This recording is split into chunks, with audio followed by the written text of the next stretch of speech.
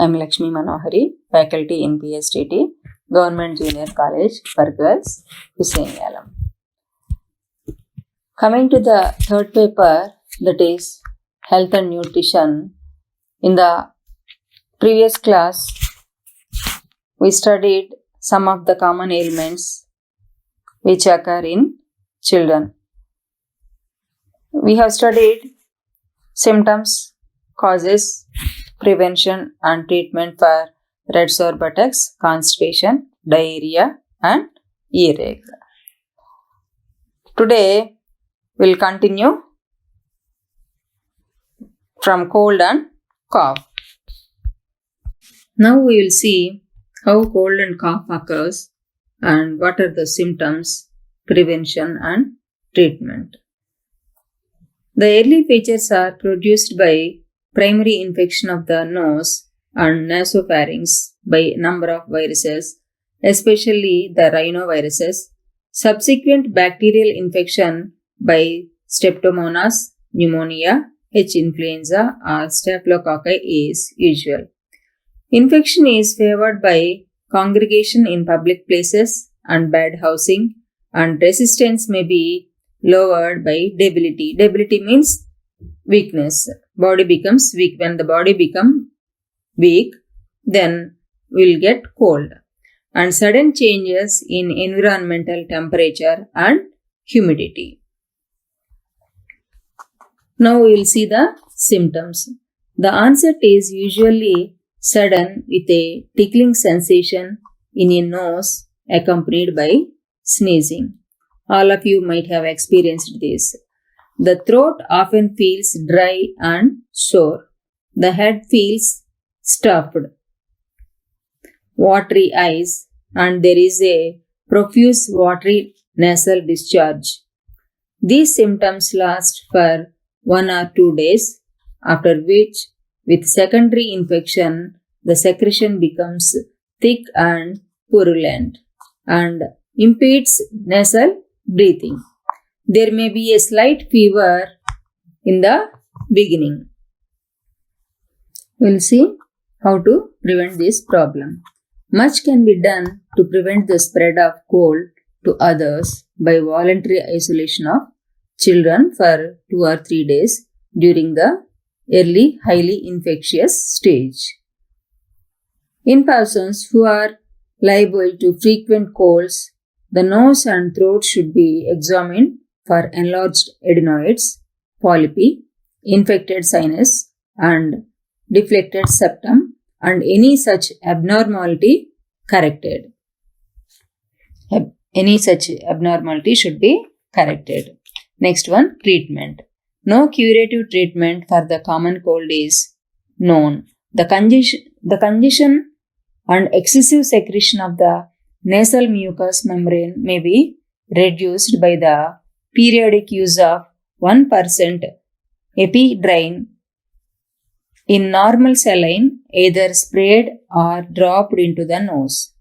Steam medicated with benzoin inhalation or menthol and solution benzoin inhalation, that is BPC, 1 teaspoonful to pint of boiling water is beneficial. కోల్డ్ని మనం జలుబు అని అంటాము. ఇది ముక్కు మరియు శ్వాసకోశానికి సంబంధించిన ఇన్ఫెక్షన్. ఇది రైనో వైరస్ ద్వారా సంక్రమిస్తుంది. తర్వాత స్ట్రెప్టోమోనాస్, న్యూమోనియా, హెచ్ ఇన్ఫ్లుయెంజా లేదా స్టాఫిలోకాకై వంటి బ్యాక్టీరియా ద్వారా కూడా వస్తుంది. శరీరం బలహీనంగా ఉండడం వలన వ్యాధి నిరోధక శక్తి తగ్గిపోతుంది. వాతావరణంలోని ఉష్ణోగ్రత, ఆర్ద్రతల్లో ఆకస్మిక మార్పులు సంభవించడం వలన జలుబు త్వరగా వస్తుంది. గృహ వాతావరణం శుభ్రంగా లేకపోవడం, జనసాంద్రత ఎక్కువగా ఉన్న ప్రదేశాల్లో ఇన్ఫెక్షన్ త్వరగా వ్యాపిస్తుంది. జలుబు వచ్చినప్పుడు లక్షణాలు ఎలా ఉంటాయో చూద్దాము. ముక్కులో చక్కలిగింత లేదా దురద అనేది తుమ్ములతో ఆకస్మికంగా మొదలవుతుంది. గొంతు పొడిబారిపోతుంది మరియు మంట పుడుతుంది. తల బరువుగా ఉంటుంది. ముక్కు నుండి నీరు కారడం, ఈ విధమైన లక్షణాలు 1-2 రోజులు ఉంటాయి. తర్వాత ఇన్ఫెక్షన్ రెండో దశకి చేరుతుంది. ముక్కు నుండి స్రవించే ద్రవము చిక్కగా చీములాగా ద్రవిస్తుంది. మొదట్లో కొద్దిగా జ్వరం వస్తుంది. మనం ఇప్పుడు దీనిని ఏ విధంగా నివారించవచ్చో తెలుసుకుందాం. జలుబు చేసిన పిల్లలను 2-3 రోజులు ఎవరితో కలవకుండా విడిగా ఉంచినట్లయితే ఇతరులకు వ్యాపించకుండా చేయవచ్చు. ఎవరికైతే తరచుగా జలుబు చేస్తుందో వారి యొక్క ముక్కు మరియు గొంతును పరీక్ష చేయించాలి. పెద్దవిగా అయిన ఎడినాయిడ్స్, ఇన్ఫెక్ట్ అయిన సైనస్ మొదలైనవి ఉన్నట్లయితే వాటిని సరి చేయించాలి. దీనికి ఎలాంటి చికిత్స చేయవచ్చో తెలుసుకుందాము. సాధారణంగా జలుబుకి ఎటువంటి చికిత్స ఉండదు, కానీ 1% ఎపిడ్రైన్ను నార్మల్ సెలైన్తో ముక్కులో చుక్కలుగా వేసినట్లయితే జలుబు నుండి ఉపశమనం పొందవచ్చు. బెంజాయిన్తో కూడిన ఆవిరులను పీల్చినట్లయితే ఉపశమనం కలుగుతుంది. మరుగుతున్న నీటికి 1 టీ స్పూన్ బెంజాయిన్ సొల్యూషన్ లేదా మెంథాల్ను కలిపి ఆవిరి పడితే ఉపశమనం కలుగుతుంది. Next, cough. This condition is an acute inflammation of the trachea and bronchi caused by pathogenic organisms such as strep pneumonia, H. influenza. Other factors to the development of infection are cold, damp, foggy and dusty atmospheres, smoke and chronic mouth breathing, which allows unfiltered and unwanted air to enter the bronchi. Now let us see the symptoms. The first symptom is an irritating, unproductive cough accompanied by upper retrosternal discomfort or pain. That means pain in the back of the breastbone, and later dyspnea, that is difficulty in breathing with wheezing respiration may be present. The sputum is at first scanty, mucoid, viscid and difficult to bring up and may be occasionally streaked with blood. A day or two later, it becomes more copious. Acute bronchitis may be an early and prominent manifestation of some underlying disease such as measles or whooping cough. Next, treatment for cough. The patient should be confined to bed. If the attack is mild, a cough syrup may be used. If severe, antibiotics and antihistamines may be used. ఈ కాఫ్ని మనం దగ్గు అంటాము. ఈ దగ్గు అనేది step pneumonia, H influenza వంటి bacteria వలన శ్వాసకోశాల్లో ఏర్పడినటువంటి దీర్ఘకాలిక మంట. దీనివలన దగ్గు వస్తుంది. చల్లగా, తేమగా, మంచుతో కూడిన ఉన్న వాతావరణం వలన మరియు పొగ, దుమ్ము, ధూళితో కూడి ఉన్న వాతావరణం వలన దీర్ఘకాలికంగా నోటితో గాలిని పీల్చడం వలన వస్తుంది. అలా పీల్చడం వలన ఫిల్టర్ కాని గాలి శ్వాసనాళాల్లోకి వెళ్ళి దగ్గు వస్తుంది. ఇప్పుడు మనం లక్షణాలు ఎలా ఉంటాయో చూద్దాం. శబ్దంతో కూడిన శ్వాస మనం గమనించవచ్చు. జిగురుగా ఉన్న, కళ్ళ బయటకు రాక ఇబ్బంది పడుతూ ఉండడం, అరుదుగా కళ్ళలో రక్తంతో కూడిన జీరలు కనిపించడం మనం గమనించవచ్చు. 1-2 రోజుల తర్వాత ఇంకా ఈ లక్షణాలు తీవ్రమవుతాయి. తట్టు లేదా పొంగు మరియు కోరింత దగ్గు వంటి వ్యాధులు వచ్చినప్పుడు కూడా శ్వాసకోశ సంబంధ వ్యాధి అనగా దగ్గు వస్తుంది. ఇక చికిత్స విషయంలో రోగికి తగినంత విశ్రాంతి అవసరం. దగ్గు కొద్దిగా ఉన్నప్పుడు కాఫ్ సిరప్ వాడితే సరిపోతుంది. అదే తీవ్రంగా ఉన్నప్పుడు యాంటీబయోటిక్స్ తప్పనిసరిగా వాడాలి. Now coming to fever. The normal body temperature of a human being at rest is 37 degrees Celsius or 98.4 to 98.6 degrees Fahrenheit. Now let us see the types of fever. There are 4 types of fevers. First one, continuous fever. The name itself shows that the temperature remains above normal throughout the day and does not fluctuate more than 1 degree Celsius in 24 hours. Example, lobar pneumonia, typhoid, urinary tract infections, brucellosis or typhus.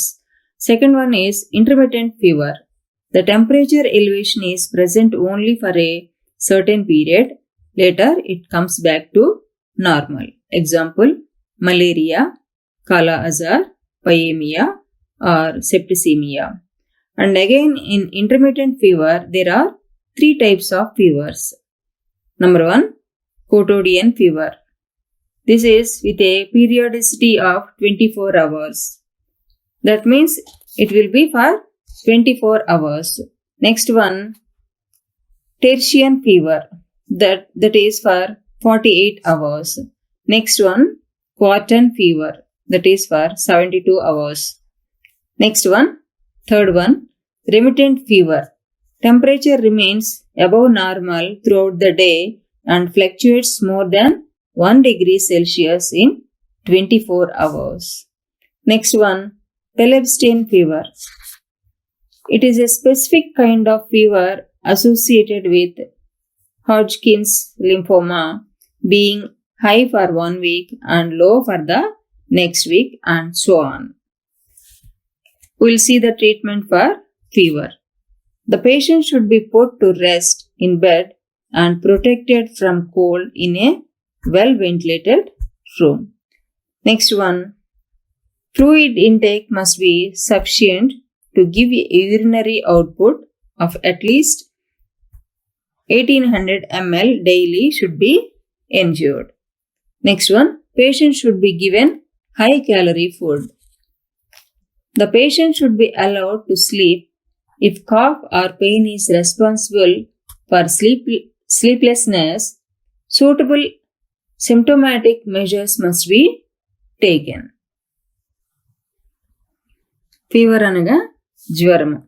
మానవుని యొక్క సాధారణ శరీర ఉష్ణోగ్రత 37 డిగ్రీల Celsius లేదా 98.4 డిగ్రీలు నుండి 98.6 డిగ్రీల ఫారెన్హీట్ దీనికంటే హెచ్చు ఉష్ణోగ్రత ఉన్నట్లయితే మనం దీనిని జ్వరము అంటాము. జ్వరం యొక్క రకాలు చూద్దాం. ఈ జ్వరంలో 4 రకాలు ఉన్నాయి. మొదటిది కంటిన్యూస్ ఫీవర్, అంటే ఇది నిరవధికంగా రోజంతా సాధారణ ఉష్ణోగ్రత కంటే ఎక్కువగా ఉంటుంది. ఉదాహరణకి lobar pneumonia, typhoid, urinary tract infections. ఇవి 24 గంటల్లో 1 డిగ్రీ సెల్సియస్ కంటే ఎక్కువ తేడా ఉండదు. Next one, intermittent fever. అధిక ఉష్ణోగ్రత కొన్ని గంటలు మాత్రమే ఉంటుంది, తర్వాత సాధారణ ఉష్ణోగ్రతకు వస్తుంది. ఉదాహరణ మలేరియా, కాలా అజార్, పయేమియా ఎట్సెట్రా. ఈ ఇంటర్మిటెంట్ ఫీవర్లో మరలా 3 రకాలు ఉన్నాయి. అవేంటంటే మొదటిది కోటోడియన్ ఫీవర్, అంటే ఇది 24 గంటలు ఉంటుంది. నెక్స్ట్ వన్ టెర్షియన్ ఫీవర్, ఇది 48 గంటలు ఉంటుంది. నెక్స్ట్ వన్ క్వార్టన్ ఫీవర్, ఇది 72 గంటలు ఉంటుంది. ఇక మూడవది రెమిటెంట్ ఫీవర్. ఈ రెమిటెంట్ ఫీవర్ అనేది రోజంతా సాధారణ ఉష్ణోగ్రత కంటే ఎక్కువగా ఉంటుంది. 24 గంటల్లో ఉష్ణోగ్రతలో తేడా 1 డిగ్రీ సెల్సియస్ కంటే ఎక్కువగా ఉంటుంది. Next one Pel Ebstein fever. ఇది 1 వారం ఉష్ణోగ్రత ఎక్కువగా ఉంటుంది, తర్వాత 1 వారం తక్కువ ఉష్ణోగ్రత ఉంటుంది. మనం ఇప్పుడు చికిత్స ఎలా చేయాలనేది తెలుసుకుందాం. రోగికి తగినంత విశ్రాంతినివ్వాలి మరియు చల్లదనం నుండి రక్షణ కల్పించాలి. తగినంత గాలి వెలుతురు వచ్చేట్లుగా చూడాలి. తగినంత ద్రవ ఆహార పదార్థాలను రోగికి ఇవ్వాలి. అధిక క్యాలరీలు కలిగిన ఆహారాన్ని రోగికి ఇవ్వాలి. రోగికి తగినంత నిద్ర అవసరం. నొప్పి లేదా దగ్గు వలన నిద్రపోనట్లయితే వాటికి తగు జాగ్రత్తలు తీసుకోవాలి. Next coming to vomiting. Vomiting means the expulsion of the contents of the upper gastrointestinal tract. Vomiting may be due to undigested food particles in the stomach, some infections in the stomach, food poisoning, or ulcers of the stomach and duodenum, etc. Vomiting may also be caused by the use of drugs occasionally. And let us see some more causes. Gas infections and chills may cause sore smelling vomiting after a meal. In bottle-fed babies, it may indicate that the milk is either too much in quantity or not fresh. With breastfed babies, it may mean that the mother's milk contains something that is upsetting the baby. Sometimes, food allergy may be the cause for vomiting. When the baby is not feeling well, then also the child gets vomiting. Sometimes, an obstruction in the digestive tract may make the child to vomit. Vomiting అనగా వాంతులు. ఎగువ ఆహార నాళం నుండి పదార్థాలు నోటి ద్వారా బయటికి రావడాన్ని వాంతి అంటాము. కడుపులో ఆహార పదార్థాలు సరిగ్గా జీర్ణం అవనట్లయితే మరియు కలుషితమైన ఆహారం వలన కానివ్వండి, కడుపులో అల్సర్స్ ఏర్పడడం వలన కానివ్వండి వాంతులు జరుగుతాయి. ముఖ్యమైన కారణాలు ఏమంటే కడుపులో ఇన్ఫెక్షన్స్ లేదా గ్యాస్ వలన, పిల్లలకు అధికంగా పాలు పట్టడం లేదా పట్టిన పాలు ఫ్రెష్గా లేకపోవడం వలన, తల్లిపాలు త్రాగే పిల్లల్లో అయితే తల్లి ఆరోగ్యం సరిగ్గా లేనట్లయితే పిల్లల మీద దాని ప్రభావం ఉండి పిల్లలకు వాంతులు అవడం జరుగుతుంది. కొన్నిసార్లు ఫుడ్ ఎలర్జీ అంటే తిన్న ఆహారం పడకపోవడం, బిడ్డ ఆరోగ్యం సరిగా లేకపోవడం, జీర్ణకోశ ప్రాంతంలో ఏమైనా అడ్డంకులు ఏర్పడినట్లయితే వాంతులు అవడం జరుగుతుంది. Now let us see the treatment for vomiting. Drugs which stop vomiting are called antiemetics such as Perinom, Evomin, etc. should be used. Next, rest to the patient is very important, and intravenous administrations of fluids is also important. Gastric lavage, use of antibiotics if vomiting is due to infections. మనము వాంతులకు చికిత్సను తెలుసుకున్నాం. పెరినామ్, ఎవామిన్ వంటి వాంతులను తగ్గించే మందులను వాడాలి. రోగికి తగినంత విశ్రాంతిని ఇవ్వాలి.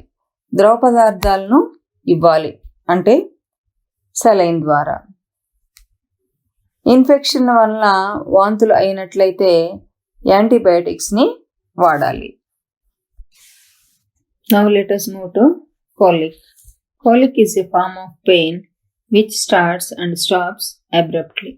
The colic may be due to sudden spasmodic contractions of the smooth muscles of the viscera of the abdomen.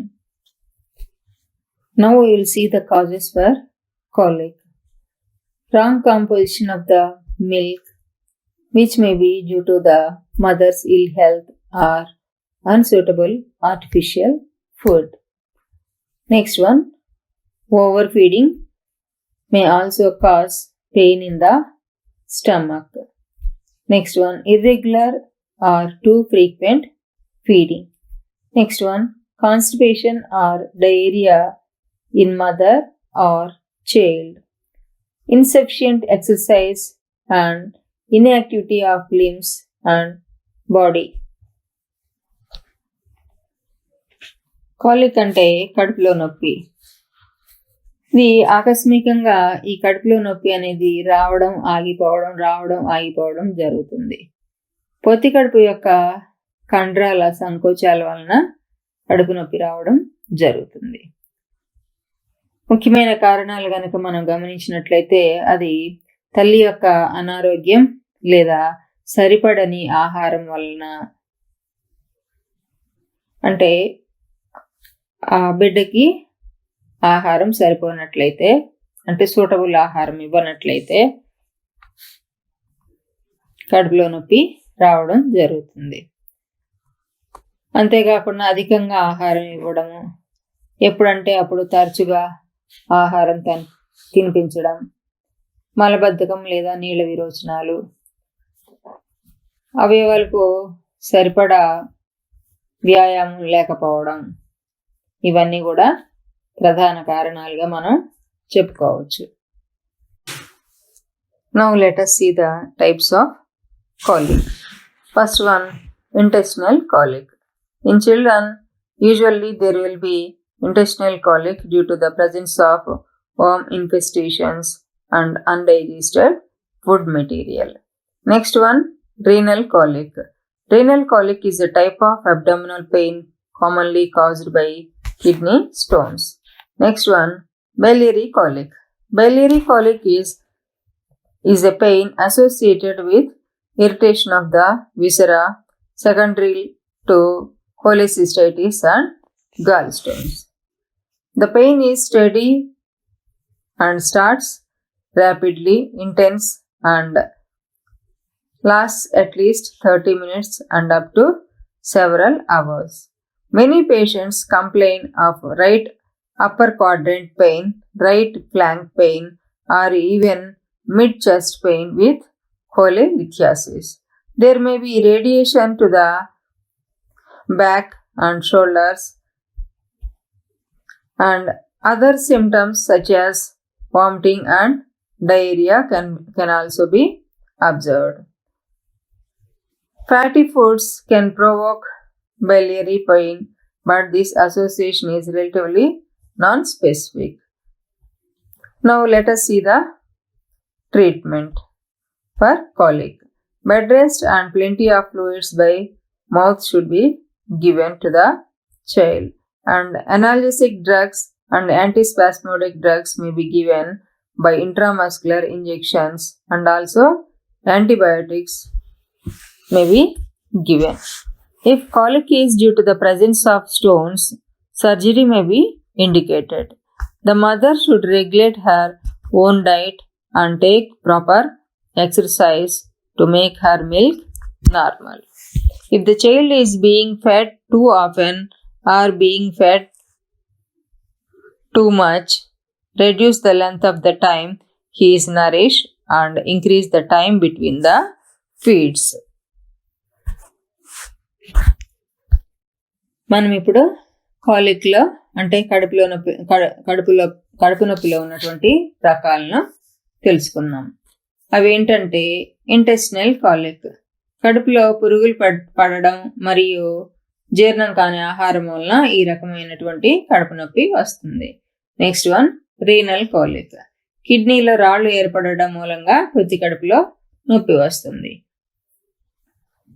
Third one, biliary కాలిక్, శరీరం యొక్క అంతర్గత అవయవాల్లో ఏర్పడిన ఇరిటేషన్ కారణంగా మరియు గాల్ స్టోన్స్ అనగా గాల్ బ్లాడర్లో ఏర్పడిన రాళ్ల కారణంగా కూడా ఈ నొప్పి వస్తుంది.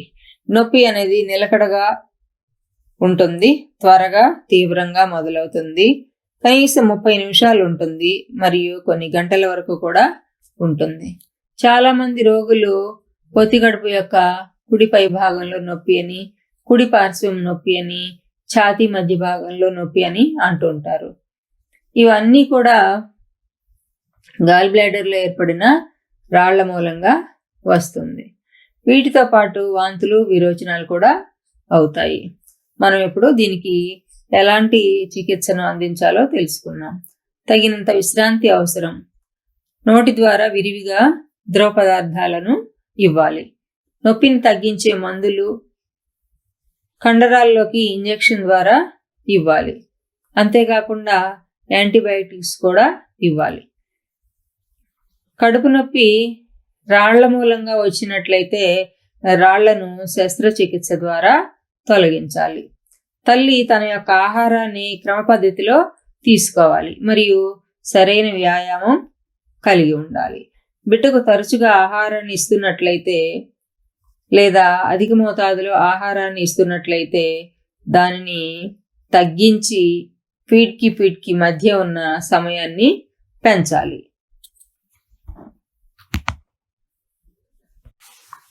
Next, precautions to be taken for treating a sick child. Bed rest, warmth, cleanliness of the body, plenty of fluids by mouth or by intravenous injection are to be given. Analgesic drugs for pain and antispasmodic drugs are to be administered if there is any pain in the abdomen. Next one, administration of antibiotics if any infection is present. Antidiarrheal drugs for diarrhea or dysentery may be administered. Deworming must be done.